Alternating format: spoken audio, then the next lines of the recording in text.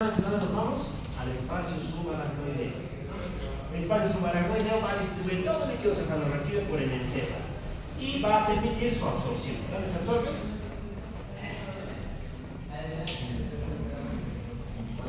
¿Dónde se absorbe? Ya, en las vellosidades aracnoideas. Que si eres muy adulto, tienden a calcificarse y aumentar de tamaño, en cuyo caso cambia de nombre. No se puede gestionar. Las granulaciones de Pacchioni. Las famosas granulaciones de Pacchioni vienen ahí. Ya. Eso es lo básico. ¿Qué más? Aquí están sus datos físicos. ¿Cuánto se produce? 125 a 150 ml, un 20% es ventricular y un 80% de IVA después de su aracnoideo. Su tasa de producción 20 ml hora, se dice que se renueva cada 3 días. ¿Para qué nos sirve el líquido cefalorraquídeo? ¿Qué funciona? ¿Es solo? ¿Cómo es? Entre cerebro y cráneo, ¿qué hay? Pues el cerebro se está golpeando todo el rato contra los huesos del cráneo. Claro, amortigua.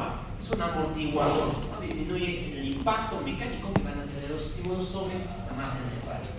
Muy bien, segunda característica, segunda función, es un regulador del pH, ¿no? Contribuye a regular el pH del líquido que rodea al líquido cefalorraquídeo. Muy bien. ¿Y a cómo se explora el líquido cefalorraquídeo? Tiene varias maneras de explorarse, ¿no? La más útil, la más utilizada también corresponde a esto, ¿no? La punción lumbar. ¿Se acuerdan dónde se funciona?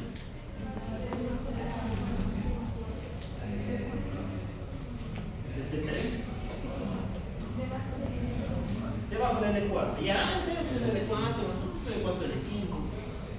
Muy bien, el paciente tiene que estar en el cúbito, también se le pide que haga genuflexión y es donde se realiza la punción.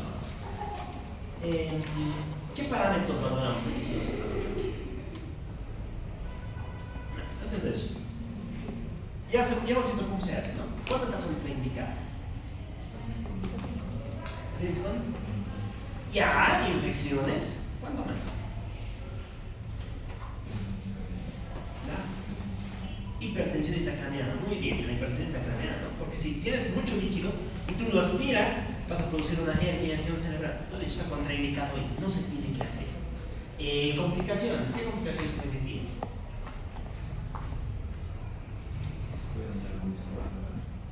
Se puede dañar la vértebra. Puede que tengas mala técnica y la aguja esté sucia. Infecciones. La segunda, que es bastante frecuente, cefalea. La cefalea pospunción, ¿no? Que es un cuadro secundario a la disminución del líquido cefalorraquídeo. ¿Qué más? Bueno, un poco más. Ahora sí, vamos con lo que se valora del líquido cefalorraquídeo. ¿Qué valoramos en el líquido cefalorraquídeo? Vamos a valorar tres grandes parámetros, ¿no?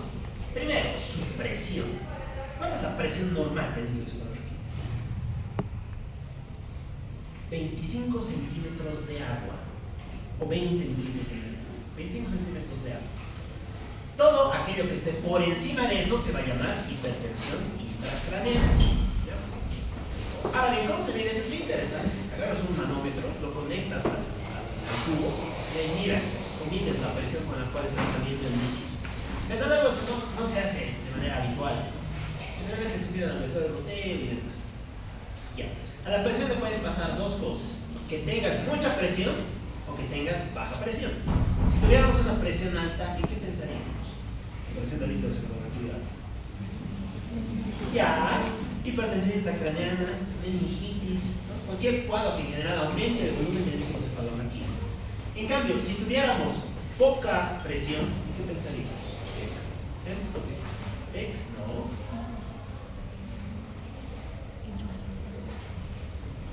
La hipotensión arterial, oiga ahí, ya los estados hipotensivos. Ya, muy bien. Vamos con su aspecto. ¿Cómo es el aspecto normal del líquido cefalorraquídeo? ¿Cuál es su aspecto? Lo tiene término. ¿Cómo le llaman los griegos clásicos? Término muy romántico. Cristal de roca. Técnicamente es lo que pasa cuando partes dos piedras, Es un líquido claro, transparente, ¿no? Que no es turbio. Esas son sus cualidades. Ya, respecto al tercer aspecto, ¿qué tendríamos? Para empezar, turbidez, ¿no? ¿Qué pasaría si el líquido cefalorraquídeo fuera turbio? ¿Y qué pensamos? No. Infecciones.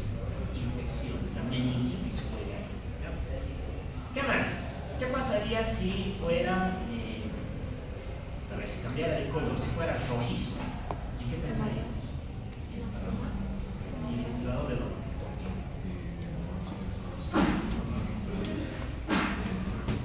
Y ya, ¿qué se llama eso? Cuando se rompe una aneurisma. Hemorragia subaracnoidea, ¿no? La hemorragia subaracnoidea. Muy bien, es una causa. Otra más. ¿Cuánto más creen que puede producir el cefalorraquídeo rojizo? Más que el TEC, la punción traumática, ¿no? Hay dos causas que clásicamente definen de rojo el líquido: la punción traumática y la hemorragia subaracnoidea. ¿Cómo se diferencian? Es bien interesante. Agarras 3 tubos y pones ahí el líquido. Si en los 3 el color sigue siendo rojo, es porque de verdad está sangrando, tienes hemorragia subaracnoidea.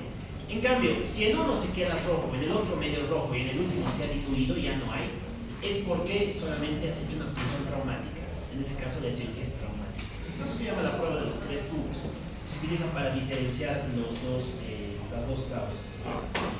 Si fuera santocrónico, ¿qué pensaríamos? Santocrónico se escribe así, ¿no? Con X, santocrónico.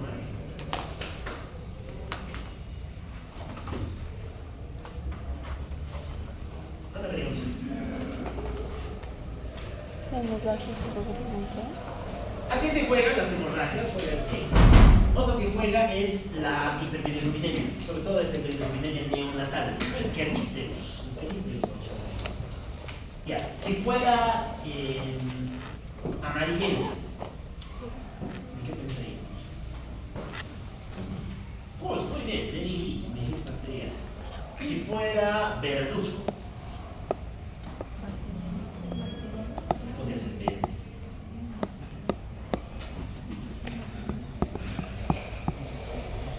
¿Qué es verde? Virus. La biliverdina. En la hiperbilirubinemia suele aparecer el cambio de color verduzco. ¿Ya? Y si fuera negro, Necrosis. ¿de qué?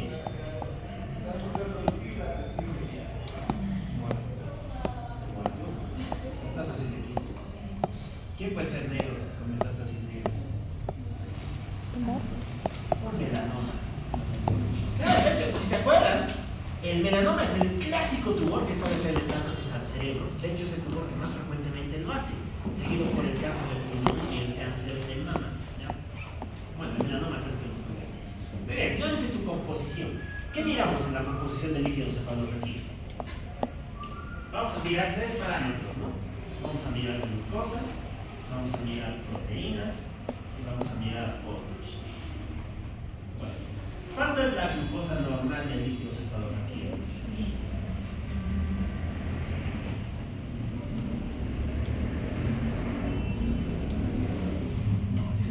Se dice que es un 60% de la glucosa basal.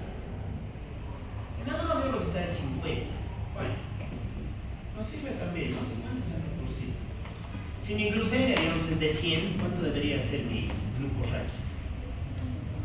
50, entre 50 y 60, ¿no? Lo esperado, lo promedio. Muy bien, a partir de aquí podemos sacar 2 alteraciones.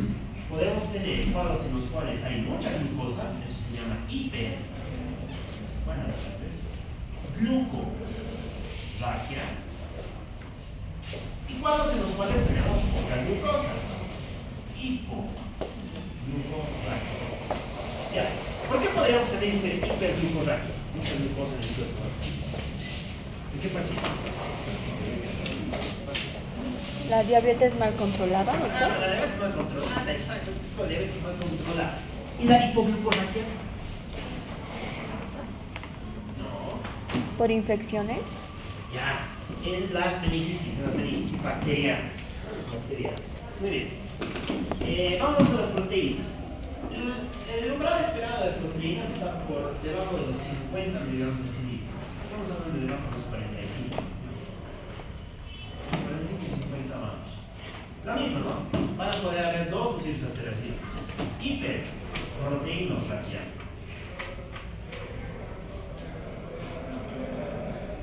Hipoproteínos raquianos. Muy bien. La hipoproteínos raquianos es bastante infrecuente. Vamos a ver la hiper, que es la más interesante. ¿Qué causas podrían elevar proteínas en el líquido cefalorraquídeo? ¿Por qué creen que aparecerían proteínas ahí?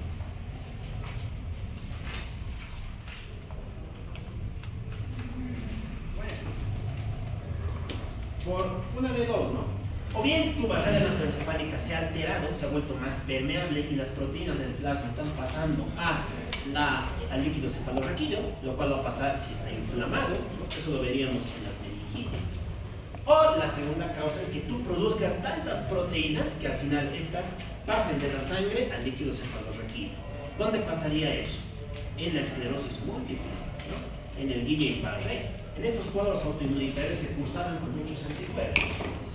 Muy bien, dentro de nosotros tendríamos a las tensiones complementarias, ¿no? Podemos hacer un LAN, si tuviéramos sospechas de que fuera una causa bacteriana, podemos hacer PCR, si es una causa fuera viral, o fuera fúngica. Podríamos hacer, ¿qué más? Bueno, podemos utilizar tensiones especiales, si bien sencillo, sospecháramos que fuera tuberculoso, un quinchón, China, según los procedimientos que veamos por venir. Pero bueno, los patrones básicos son esos. Muy bien. ¿Y de qué otra manera más se puede explorar a través de la imagenología? Sobre todo cuando sospechemos uno de los síndromes que vamos a contar ahora.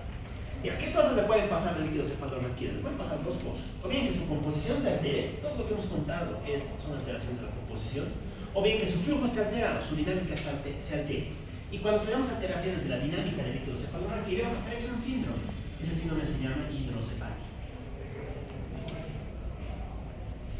La hidrocefalia, desde el punto de vista fisiopatológico, se va a dividir en tres grandes etiologías. Tenemos a la hidrocefalia comunicante, la hidrocefalia no comunicante y la hidrocefalia ex facto. Muy bien, ¿cuál sería la hidrocefalia comunicante?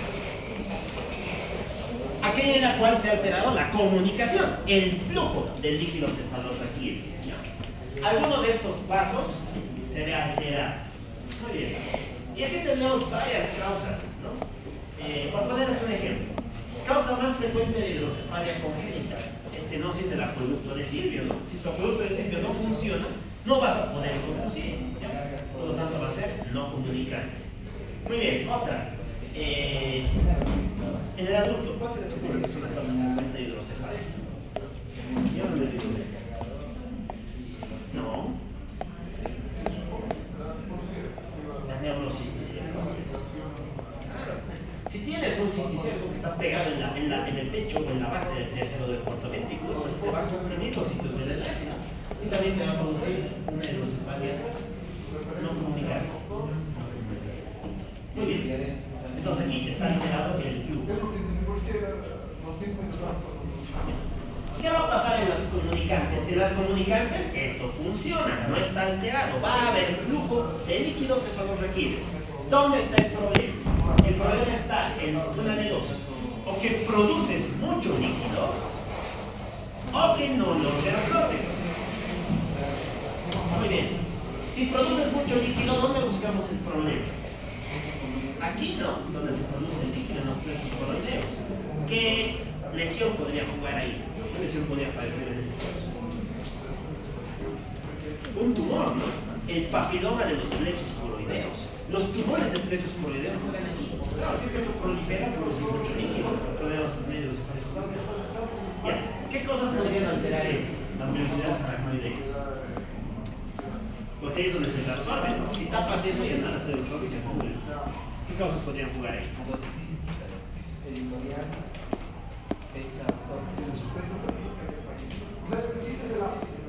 Aquí van a jugar dos grandes causas, la subaracnoidea, la hemorragia subaracnoidea, la hemorragia subaracnoidea, donde están las vellosidades, y la meningitis. ¿Por qué? Porque resulta que los procesos inflamatorios van a asociar, uno, mucho exudato, dos, mucha fibrina y tres, mucha inflamación. Y los tres van a lesionar a las vellosidades, no van a poder absorberse. Muy bien. Y tenemos la última, la ex-vago. La ex-vago es bien interesante. La ex-vago aparece en el contexto de una entidad, en el contexto de atrofia cerebral.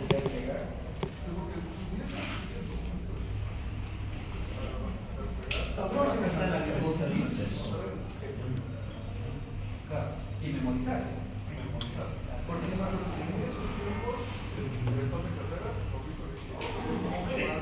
Vamos a hacer así. Aquí está la bóveda craneana, aquí está el encéfalo, todo lo que está a su alrededor es el líquido cefalorraquídeo. Ahora bien, ¿qué pasaría si es que nuestro encéfalo se hace más chiquitito? Se va a ver de este tamaño. ¿Va a aumentar el líquido? Sí, pues aumenta. Y eso también nos va a producir hidrocefalia. Pero va a tener una asociación, algo bien interesante. Este aumento de líquido no genera una mayor presión, no aumenta la presión intracraneana. Y como no aumenta la presión intracraneana, se dice que es normotensional. Esta hidrocefalia también se conoce como hidrocefalia normotensiva. Normotensiva. ¿Ya? Y se debe al depósito de líquido sin mayor aumento de la presión. Muy bien. La ex-vago tiene una clínica que es bien característica. Se presenta en forma de triada. Tenemos demencia, tenemos disautonomía, incontinencia urinaria, y tenemos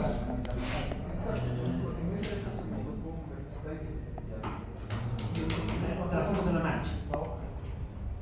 Alteraciones de la marcha. Estos tres tienen nombre propio, pertenecen a una triada, la famosa triada de Hacking-Adams. ¿Y en qué pacientes esperaríamos encontrar un Hacking-Adams? Pues en todo paciente que tenga atrofia cerebral. ¿Quiénes creen que tienen atrofia cerebral? Ya, muy bien. El Alzheimer aquí. ¿Quién más? Tercera edad. En general, cualquier cosa de tercera edad. Así como cuando envejeces, tus músculos se hacen más pequeños, tus dedos más pequeños, tus músculos se hacen más pequeños, tu cerebro también se hace más pequeño. ¿Ya? Suele ser algo característico de pacientes de tercera edad o de personas con enfermedades neurodegenerativas. Aquí juega el Alzheimer, y demás entidades. Muy bien. Todas en general van a tener una misma manifestación clínica. Todas se manifiestan como hipertensión intracraneana. Entonces vamos a hablar bien. Muy bien. Esto en cuanto al LCR. Cambiaremos de...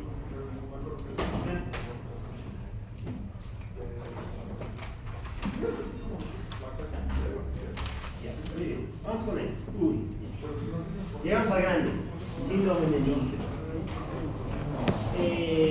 Bueno, ¿qué va a ser esto? Esto es muy sencillo de entender. ¿Qué son las meninges, muchachos? Ya, son tres láminas fibrosas que recubren y protegen al encéfalo. Recuerden que se van a dividir entonces las paquimeninges y las leptomeninges. ¿Cuáles eran las paquimeninges?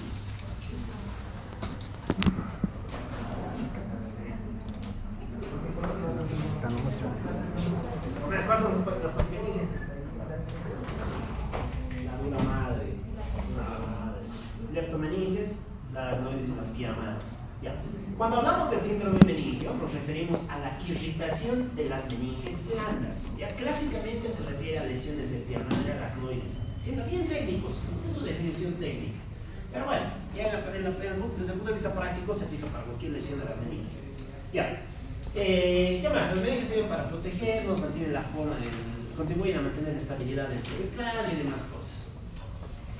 Ya, ¿cómo se estudiaría el síndrome meningio? El síndrome meningio se estudia a través de la punción lumbar, de manera indirecta, y también las cuestiones de imagen, que suelen ser un poco más directos, pero también menos específicos.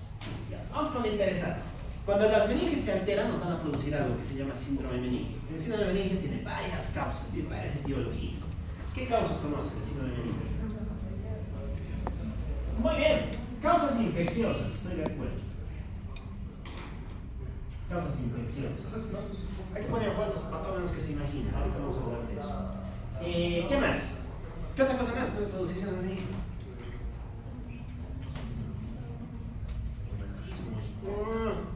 Algo más específico. La cefalea, ¿no?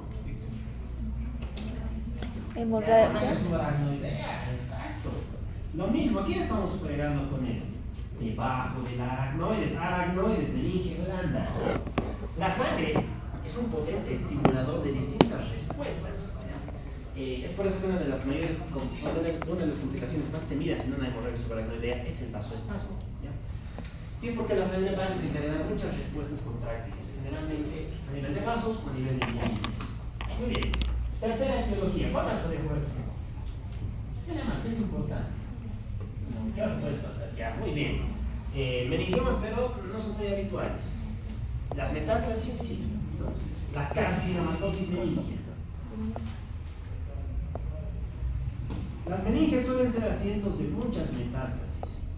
Aquí podrían jugar los cánceres de pulmón, no podrían jugar cáncer de riñón, cáncer de mama, cánceres del aparato reproductor femenino también juegan aquí y demás.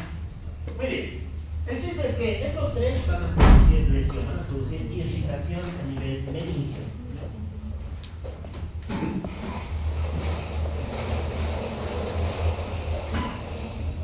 Esta irritación meningea se va a traducir en tres grandes fenómenos o en tres grandes manifestaciones. La primera, fíjense que todo esto va a estar recubierto por meninges. Si es que las meninges se alteran, no va a poder fluir bien el líquido cefalorraquídeo y eso nos va a producir hipertensión intracraneal. Una clínica de hipertensión intracraneal. Como lo que vamos a describir en un momento. ¿Qué más? ¿Qué más hacen las meninges? Las meninges rodean las raíces nerviosas y rodean las estructuras centrales. Entonces la irritación meningea va a producir una lesión o una alteración radicular. Porque si las meninges rodean las raíces y se inflaman, pues vamos a tener irritación radicular, ¿no? Y sumado a esto, podemos tener irritación meningea. Ahora bien, ¿en qué se traduce esto? Esto va a traducir en cosas bien interesantes, ¿no? ¿Qué pasaría si las meninges se inflaman? ¿Las meninges duelen?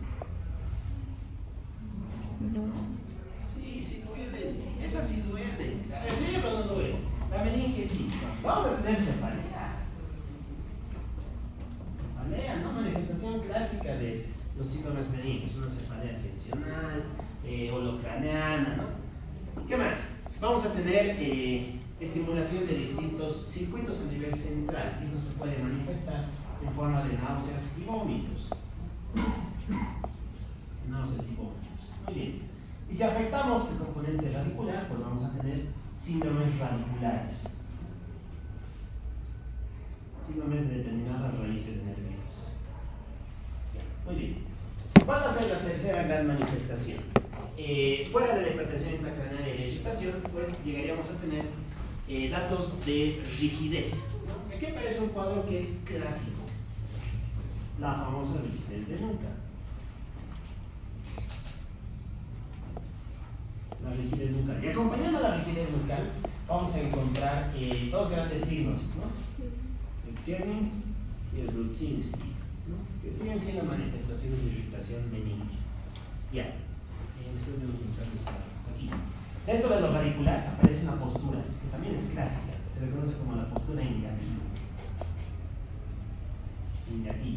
En la postura en gatillo tú realizas una hiperextensión de tu columna con flexión de los miembros, ¿ya? Como si fueras el gatillo de una pistola. ¿Y por qué haces eso? Esta es la posición en gatillo. Fíjense que trata de extender la región de la columna mientras flexiona los miembros. ¿Por qué hace esto? Porque está tratando de estirar o de distender las meninges, ¿no? Y de ese modo disminuir la irritación que estás generando sobre las distintas raíces nerviosas. Ok. ¿Qué más tenemos aquí? Aquí juegan Kerning y Rudzinski. Respuestas al elevar el pie, adelantar la nuca y demás cosas. Te van mirando en serio. Estas tres lo que nos están traduciendo son respuestas a la distensión. Bueno, resulta que cuando se acumula el líquido cefalorraquídeo inflamado, va a distender las raíces nerviosas y eso se va a expresar en forma de alteraciones de la postura. Muy bien, y finalmente veríamos el líquido cefalorraquídeo, ¿no? Que va a tener distintas características según corresponda a la entidad. Ya, listo, es lo básico del escenario meninge. Hablamos de sus entidades específicas. Aquí hay tres que tenemos que contar. ¿Ya? Bueno, primero aparece la meningitis. A ver, ¿qué es meningitis, muchachos? De las meninges, ya, ¿qué meninges? La madre, las nueves de madre, espacio supial, espacio epidural, de la pierna y de la aracnoides. Muy bien, la meningitis es una entidad que tiene muchas causas. La más importante es la infecciosa, y esa es la que vamos a hablar ahora. La meningitis a grandes rasgos la podríamos dividir en tres categorías: meningitis bacteriana, meningitis viral y la meningitis tuberculosa / fúngica. Ok, empezaremos hablando de la bacteriana. Causas de meningitis bacteriana. A ver, iremos por edades. Empezamos con causa más frecuente de meningitis bacteriana. En general, ¿cuál es? No. Ese fue poco.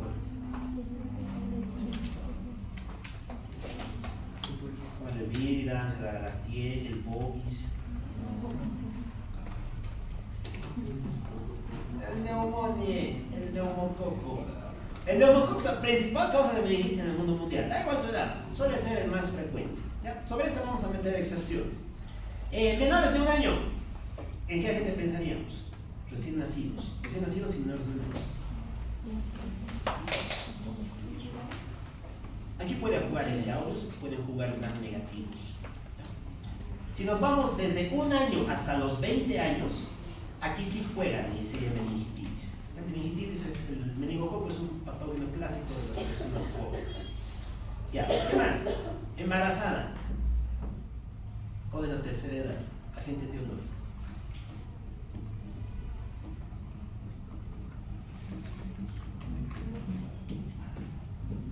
Lo seguimos en bacterias.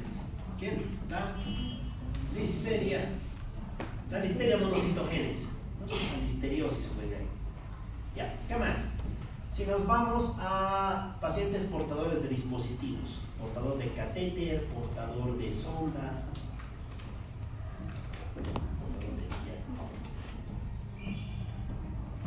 gram negativos, ácidos gram negativos. Ya, muy bien. La meningitis bacteriana es en general una de las formas más habituales que hay de meningitis. ¿Ya? Desde luego son algunos factores de predisposición que se manifiestan en forma de inmunodeficiencias y demás contextos. Su clínica ya lo hemos visto, todas tienen un signo meningio. Lo que nos interesa es describir su diagnóstico. ¿Cómo se diagnostica una meningitis bacteriana? Por medio del líquido cefalorraquídeo. Y aquí el líquido cefalorraquídeo va a tener algunas características que sin embargo ya se nos contaron, ¿no? Para empezar, ¿cómo estaría la presión? Aumentada, muy bien. ¿Cómo estaría la glucosa? Muy bien, hipoglucorraquia. Proteínas elevadas. Recuento celular, ¿qué vamos a mirar?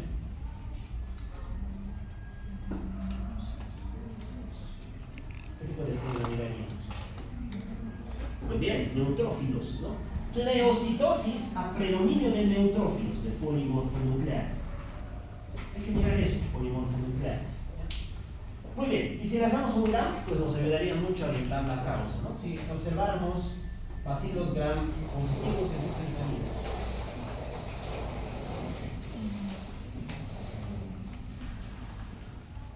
¿Cómo es? ¿Qué pensaríamos? Lo más importante, ¿no? A partir de ahí vamos a dar tratamiento empírico.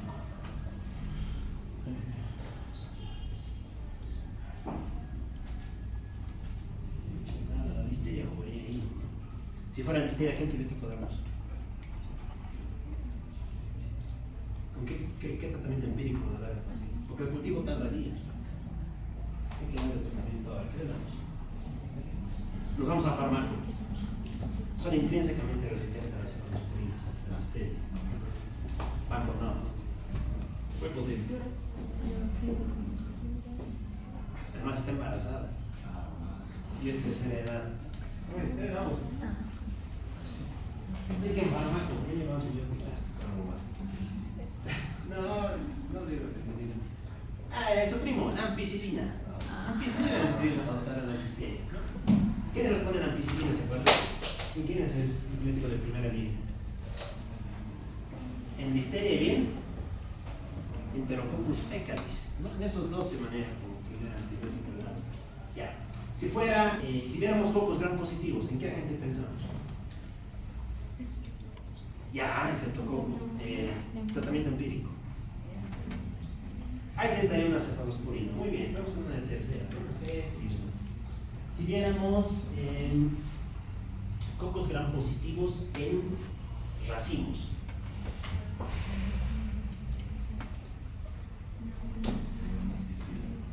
No, agente primero. Neisseria. No, en racimos. El Neisseria es gram negativo.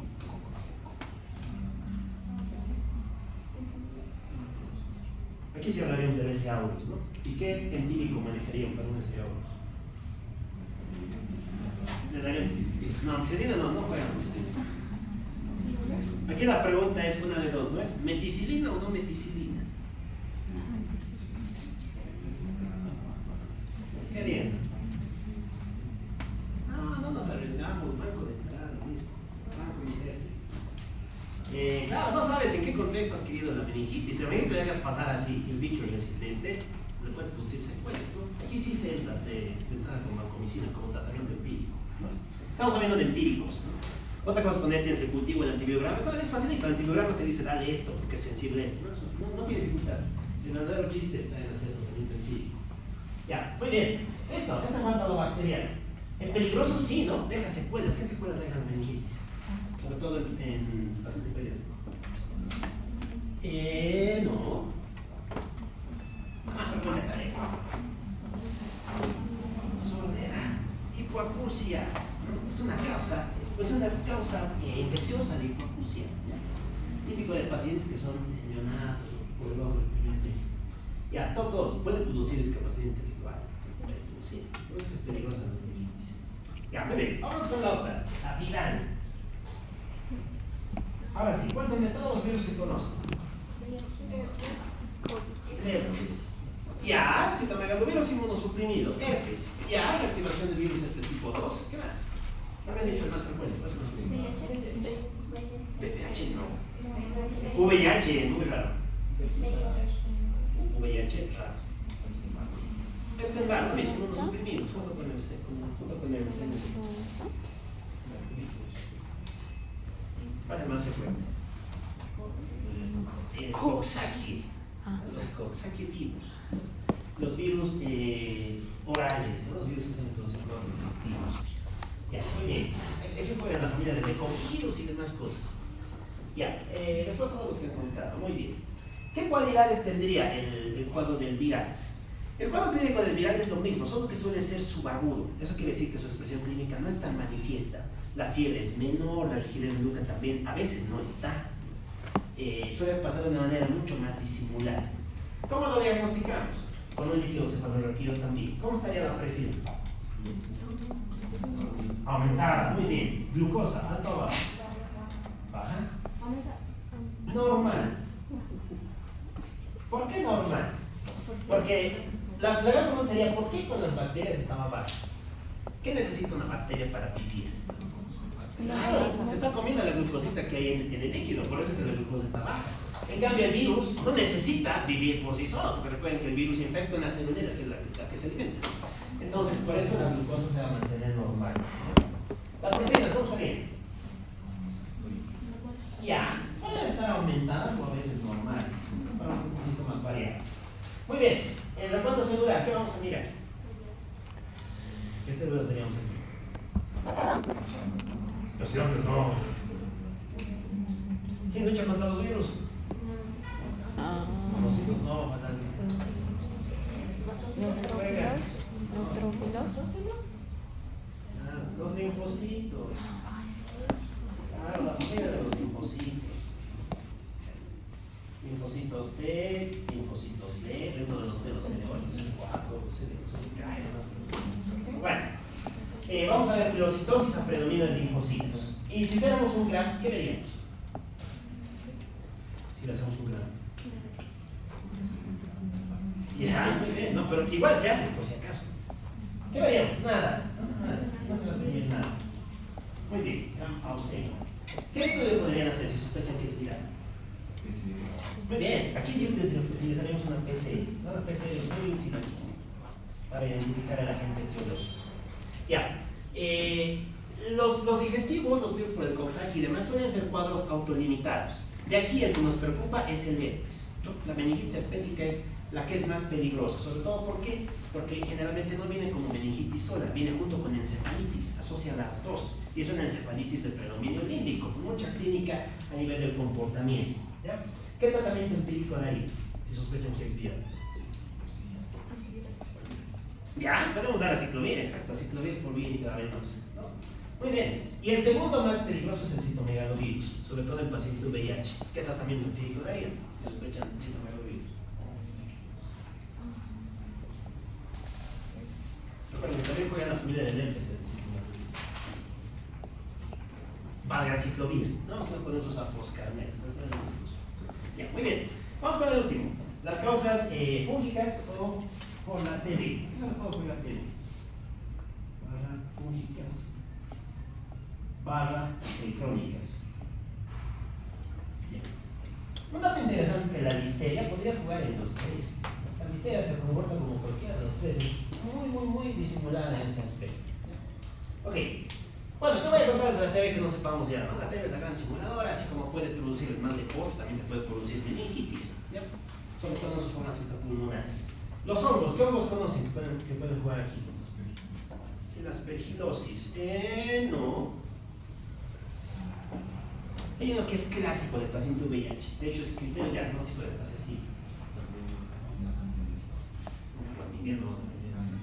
La cándida, no. La candidez es diagnóstica cuando es esofágica. Fuera del esofágico no es diagnóstica.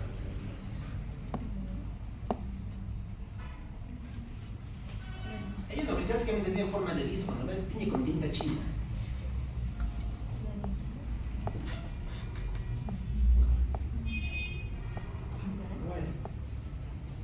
El Cryptococcus. El Cryptococcus, ¿no? El Cryptococcus neoformans. La criptococosis. Ese es el clásico, ese es el que tenemos que tener bien en nuestra cabecita, ¿no? Porque es peligroso. Ese puede producir la muerte del paciente VIH. Y por ende, porque el paciente puede sufrir. Muy bien. Su clínica, en este caso, suele ser más tórpida, más larval. Y asocia un dato que las otras meningitis no tienen. Afectación del tallo encefálico, sobre todo afectación de pares craneales. Aquí es clásica la afectación del sexto par, séptimo par, la clínica del noveno par, ¿no? que no se presenta en ninguna de las otras formas. Es típico de las formas crónicas. Muy bien, líquido cefalorraquídeo, ¿cómo lo diagnosticamos? Presión, ¿cómo estaría?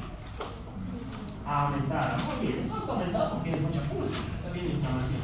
Glucosa, ¿cómo está ahí? Aumentada, normal o disminuida. Ya, va a tender a estar disminuido.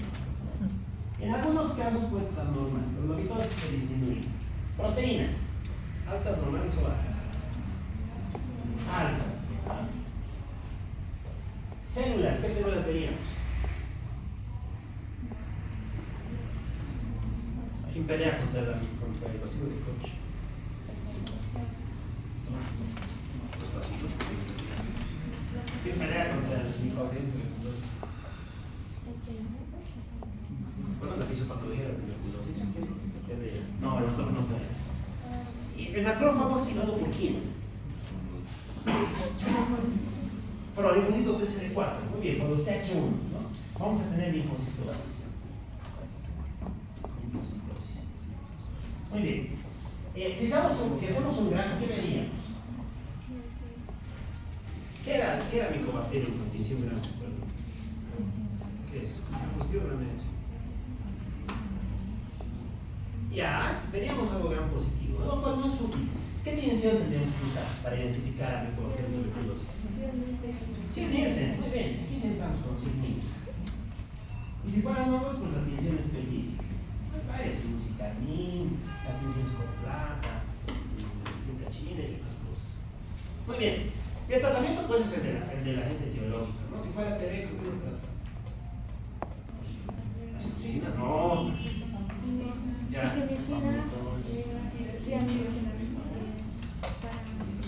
Viracinamida. Muy bien, entramos con entrada con el kit, ¿no? El kit de los 4 grandes fármacos. Muy bien. Entra el HRS. En general, la duración depende un poquito del protocolo, ¿no? Suele establecer en torno a 9 meses, el cual suele ser crónico. Y sobre eso orientaríamos con las variantes, ¿no? ¿Qué pasaría si es intolerante a la isoniazida, a la rifampicina, a la piracinamida, a metamorfina y demás? Bueno, y para el caso de los hongos, igual, ¿no? Estamos muy dirigidos en lo que respecta al tratamiento del triptófano. Listo. Esto en cuanto a los grandes síndromes meníngicos. Ya, segunda gran etiología, ¿cuál es? Las causas vasculares. Dentro de las vasculares, ¿cuál es la hemorragia subaracnoidea? ¿Cuál es la causa de la hemorragia subaracnoidea? No. ¿Cuál es la causa? La ruptura de un aneurisma. ¿Dónde generalmente están esos aneurismas? A nivel de la comunicante anterior. Suele ser parte del segmento anterior del polígono de Willis. Bueno, por una causa no del todo conocida, hay personas que tienden a desarrollar aneurismas. ¿Saben lo que es un aneurisma? Ruptura no. Ya, una dilatación de la pared vascular, ¿no? Si nuestro vaso tiene que ser así, lo repito, en el aneurisma se dilata. Y adquiere una forma clásica, ¿no? Forma de valla o forma de frambuesa. Este es el famoso aneurisma en valla, que vamos a mostrar en los textos clásicos. Bueno, ¿por qué ocurre esto? No se sabe, pero es bastante frecuente. Se estima que afecta a 1 de cada 1000 personas, ¿no? O sea, se cree que en realidad está bastante infradiagnosticado. Lo que sí sabemos es que está asociado a algunos trastornos. ¿A qué enfermedades se asociaban los aneurismas, se acuerdan? A ver, ¿de qué está hecha la pared de un vaso sanguíneo? De músculo liso, y tiene 3 túnicas, ¿no? Y dentro de la túnica media tenemos músculo liso y fibras del tejido conjuntivo, fibras elásticas. Clásicamente las que producen problemas aquí son las conectivopatías. ¿Y cuáles son las conectivopatías? A ver, les voy a dar un paciente que es típico, no debido ver en serio, ustedes no lo saben. 2,10 de altura, muy flaco, aracnodactilia, manos largas. Muy bien, el marfan juega aquí. El marfan es una conectivopatía. La primera causa de muerte súbita en el paciente con marfan es la ruptura de aneurismas de aorta abdominal o de aorta torácica. ¿Ya? El marfan juega aquí. Muy bien, vamos con el otro. 1,80, varón, que puede agarrar su piel y estirarla como si fuera chicle. Puede doblar su pulgar hasta aquí atrás. Puede hacer esto, poner el pulgar aquí abajo. Tiene algo que se llama hiperlaxitud, síndrome de hiperlaxitud. ¿De qué trastorno estamos hablando?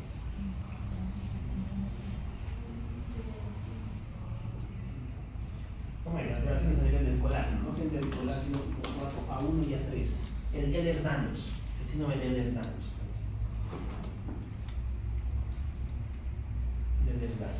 Ya, muy bien, son las causas clásicamente asociadas a los aneurismas. Ya. ¿Cuál es el chiste de esto? El chiste es que como tu pared es muy delgada, va a tender a acumular sangre. Y como la sangre se acumula, termina rompiendo el vaso. Y al romper el vaso, pues toda la sangre escapa. ¿Hacia dónde? Hacia lo que rodea a los vasos sanguíneos. Recuerden que en la vascularización cerebral, alrededor de los vasos sanguíneos está la arteria madre. Por encima de esta está la aracnoides. Ahí es donde toda esta sangre va a pasar al espacio subaracnoideo. Y eso te va a producir una hemorragia subaracnoidea. Muy bien, ¿qué clínica produce esto? Clínica de síndrome meningeo, ya lo hemos visto, con una característica, ¿no? Produce una cefalea que es intensa. ¿Saben cómo se llama? Cefalea intrueno. Se dice que es la peor cefalea de la vida, ¿no? Es una cefalea muy intensa que altera el cotidiano desarrollar de las personas, típico de personas jóvenes. El paciente típico aquí es mujer de 30 años que acaba de tener un episodio de mucha ira, mucha bronca, ¿no? Y que empieza con una cefalea muy intensa. Muy bien. Acompañando esto tenemos todo lo demás, náuseas, vómitos, sonofobia, fotofobia, etc. ¿no? Cosas que acompañan a la entidad. Muy bien, ¿cómo se diagnostica? ¿Cómo se diagnostica la hemorragia subaracnoidea? Podría ser una tomo, Algo tal vez más fino. Resonancia, ¿no? Función lumbar. Bueno, obviamente, no clínica, sí, clínica, muy bien. Y encima de la clínica, la función lumbar. ¿Qué veríamos en la función lumbar si fuera una hemorragia subaracnoidea? Ya, muy bien. Va a tender a tener un pigmento rojizo, ¿no? Rojizo. Excelente, ¿no? Veríamos células. ¿Qué creen? Sí, celularidad va a aumentar, ¿no? Aquí nos vamos a poder observar eritrocitos, vamos a ver cosas que son propias de la sangre, de que no deberían estar ahí. Muy bien, la presión va a estar aumentada y los parámetros suelen estar normales. ¿Qué más? Bueno, un poco más en cuanto a esto. No confundan la hemorragia subaracnoidea con el ictus. Hemos visto que ¿a qué se debía el ictus? A la obstrucción de un vaso, ¿no? A la obstrucción de un vaso. Es que es isquémico, si es que es hemorrágico, a la ruptura de su pared, ¿ya? Y el otro que son las hemorragias intraparenquimatosas. Las hemorragias intraparenquimatosas se van a deber también a la ruptura de los vasos, pero no por aneurismas ni por hipertensión. Generalmente esto aparece en el contexto del trauma, ¿ya? Y si fuera del trauma, podríamos encontrar a dos grandes entidades, ¿ya? Aquí juega la angiopatía amiloide. Si les digo amiloide, ¿qué piensan?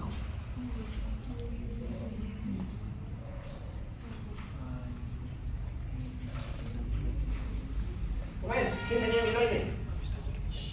Su patogenia. La angiopatía amiloide es una patología propia del envejecimiento, propia de la tercera edad. Por una causa no muy bien conocida, ese mismo amiloide del Alzheimer se deposita alrededor de los vasos. Y como se deposita alrededor de los vasos, los vuelve más frágiles. Y al ser más frágiles, son más propensos a romperse. Esto es típico del paciente de la tercera edad.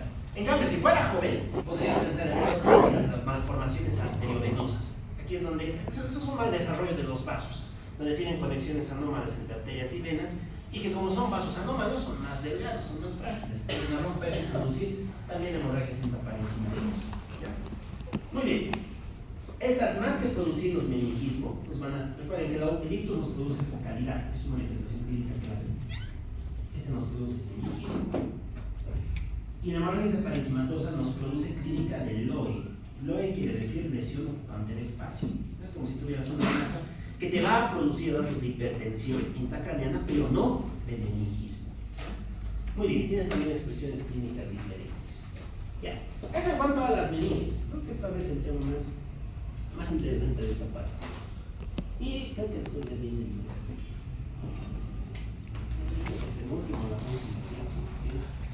la hipertensión intracraneana, ¿no? Bueno, ¿cómo definir? Bueno, a ver, ¿cuánto era la presión intracraneana normal? Muy bien, 25 centímetros de agua o 20 millones de mercurio. Cualquier cosa que esté por encima de eso se va a llamar hipertensión intracraneana, ¿ya? Como les decía, la presión intracraneana depende de tres parámetros, ¿no?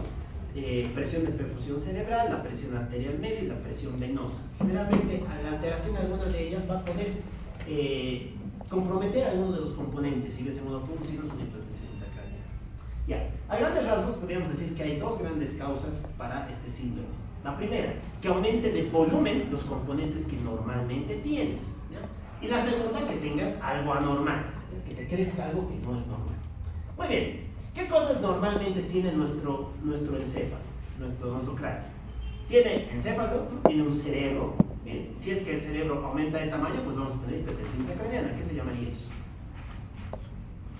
Cuando el cerebro retiene líquido y aumenta de tamaño. Edema cerebral. ¿No? El edema cerebral juega aquí, como alteración del parénquima cerebral. Bueno, el edema cerebral tiene su propia clasificación. ¿Se acuerdan cuál es? A ver, lo han visto en la fisiopatología del edema. Se va a dividir en tres grandes categorías, ¿no? Tenemos tenemos al edema vasogénico, al edema citotóxico, hay un tercero que algunos meten y otros no, que es probablemente la permeabilidad, pero bueno, Estos dos son los más importantes. Edema masogénico. ¿Cuál creen que es el problema aquí? ¿Dónde está el problema?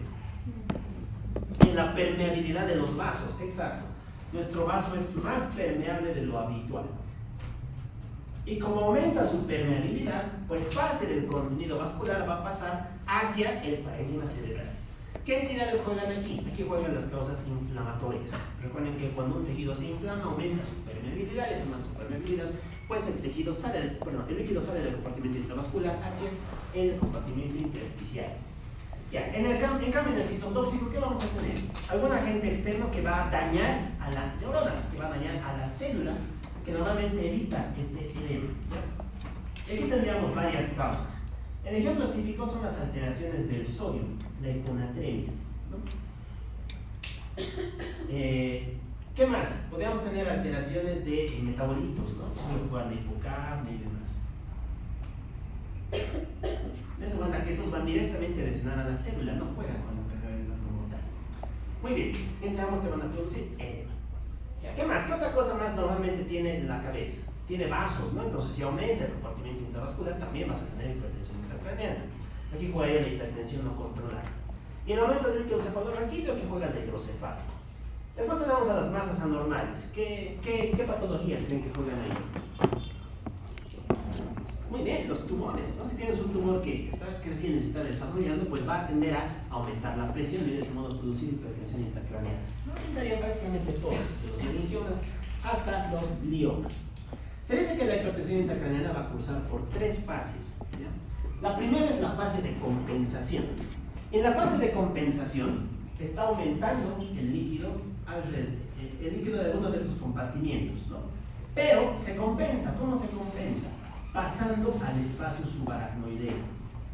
Aquí es donde vamos a tender a acumular todo ese líquido adicional que tenemos, ¿ya? Toda esa presión. Muy bien. Y esto de algún modo va a contribuir a paliar el problema. Clínicamente, ¿qué expresión clínica tendríamos en esta fase? Si está compensada. ¿Cuál creen que tengamos? Ninguna, ¿no? Esta fase suele ser asintomática, por eso es compensada. No tienes manifestación clínica. Desde luego, esto no es infinito, ¿no? Recuerden que el cráneo es una cavidad cerrada y no puede acumular líquido infinitamente.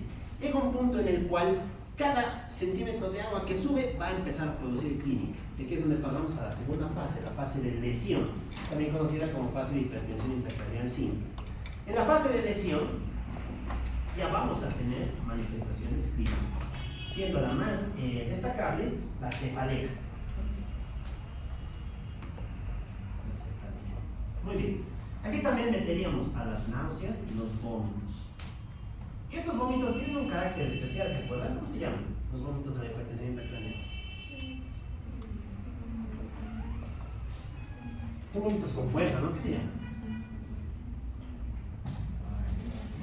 Vómitos en escopetazo. No son la manifestación clásica de la hipertensión intracraneal, ¿no?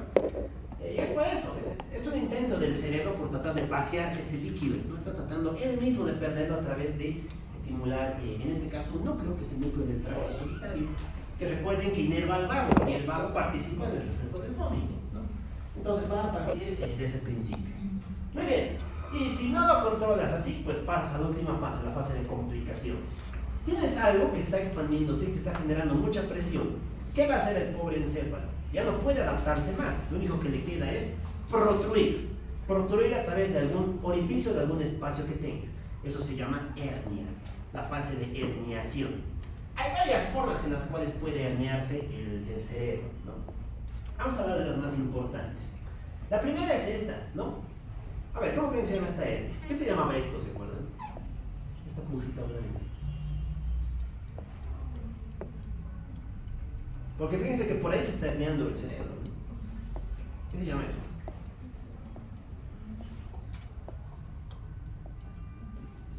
¿Cuál es anatomía? ¿Qué se llama eso? La falx cerebri, la hoz del cerebro, la famosa hoz, ¿no? Esto se conoce como la hernia subfalcina, en la cual parte de la corteza frontal y en algunos casos la temporal va a protruir a través de, más bien por debajo de la hoz del cerebro. Ya.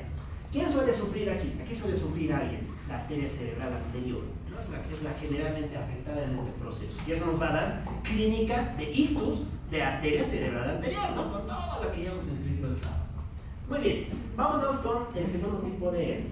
Fíjense que en este caso vamos a pasar a través de esta estructura blanca. ¿Se acuerdan qué se llama esto? Que divide. ¿Cuál? Muy bien, la tienda del cerebelo. Esto se llama hernia transtentorial, porque está pasando por el tentorio. Aquí suele herniarse el lóbulo temporal medial, ¿ya? ¿Y quién sufre aquí? Aquí sufre la ACM, la arteria cerebral media, con la clínica del ictus de la ACM, y también sufre un paro craneal, sufre el tercero, ¿no? Suele ser el más afectado aquí.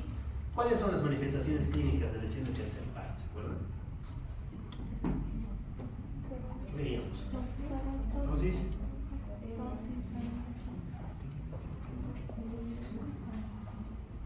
Dosis, sí, midriasis. Midriasis, también veríamos midriasis. Ya, muy bien. ¿Qué más? El último tipo de hernia es la más peligrosa. No es esta de acá. Es la hernia de las amígdalas del cerebelo. ¿Ya? ¿Por qué es peligroso esto? Recuerden que delante del cerebelo está esta cosita blanca. ¿Qué es esta cosita blanca? Ya, el tronco encefálico, ¿no? Y aquí es donde está el bulbo. ¿Y qué se encontraba en el bulbo? Además de los núcleos craneales. La formación reticular. Esa es la que controla frecuencia cardíaca, respiratoria, presión arterial. Si es que estas amígdalas se hernian, apretan el bulbo. Y si apretan el bulbo, se altera la formación reticular. Y si se altera la formación reticular, mueres, ¿no? Vas a hacer un paro cardiorrespiratorio y de ese modo te produce la muerte, ¿ya? Esta es la manifestación más severa, llamémosle así, de la herniación. Pero dense cuenta que eventualmente todo termina así, ¿no? Van herniándose las estructuras de superior a inferior. Comienzas con la corteza, después la tienda y el último apretas el tronco y finalmente mueres. Por eso es peligroso cualquier cosa que pueda terminar en este tipo de síndromes. Muy bien. ¿Listo? Hemos terminado, ¿no? La patología. Muy bien. Ya. Ahora entraremos con